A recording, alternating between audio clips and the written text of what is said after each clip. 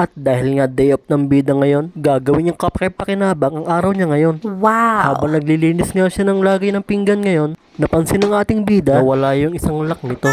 Siyempre, hindi naman po pwede na walang lock yan. Napag-isip-isip ng ating bida, itapon na lang at bumili na lang ng bago. Kaso naisip niya wala din siyang pambili. Habang pinagmamasdan niya ito, gumana ang kanyang critical thinking at may naisip siyang paraan.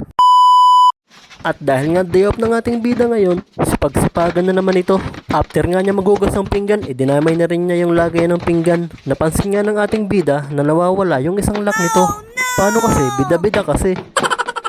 Yan tuloy, nawala yung lock. Siyempre, hindi papayag ang ating bida na hindi ito magagawa. Kaya dali-dali niya ng kinalkal ang kanyang motorsiklo. Nagbabaka sakali na may makita siyang spare nito. At dito, minapansin niya siya na pwedeng ilagay dito. Excited na nga ang ating bida na masubukan ito, kaya dali-dali na itong pumunta doon. Ngunit subalit, hindi pala ito pwede. Maluwag ito at kailangan pa nito ng washer. Washer na harang dito para hindi matanggal ang tornilyo. Isang bagay na malambot na madaling butasin. Kaya dito nag-isip na naman ang ating bida. At gumana na naman ang kanyang critical thinking. Meron na naman siyang naisip.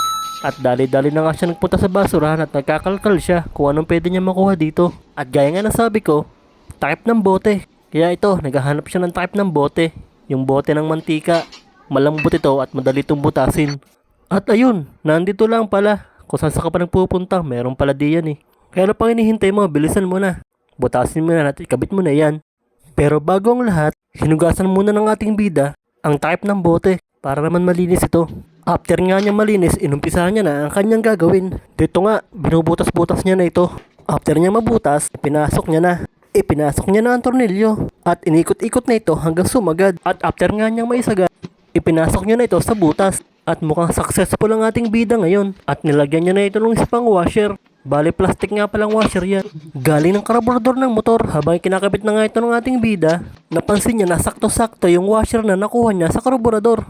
At dito, ngiting tagumpay siya. Malapit nang matapos ang ginagawa ng ating bida. At isang pyesa na lang talaga ang kailangan niya. Maghahanap naman siya ngayon ng tornilyo na pwedeng tanggalin at madaling pihitin kung sakaling lilinisin ito. At dali-dali na naman siya nagpunta sa kanyang motor upang maghanap ng tornilyo. At gumana na naman ang kanyang critical thinking. At dito nga tinatanggal niya na ang preno ng kanyang motor. Dahil mukhang maganda ito, madaling pihitin.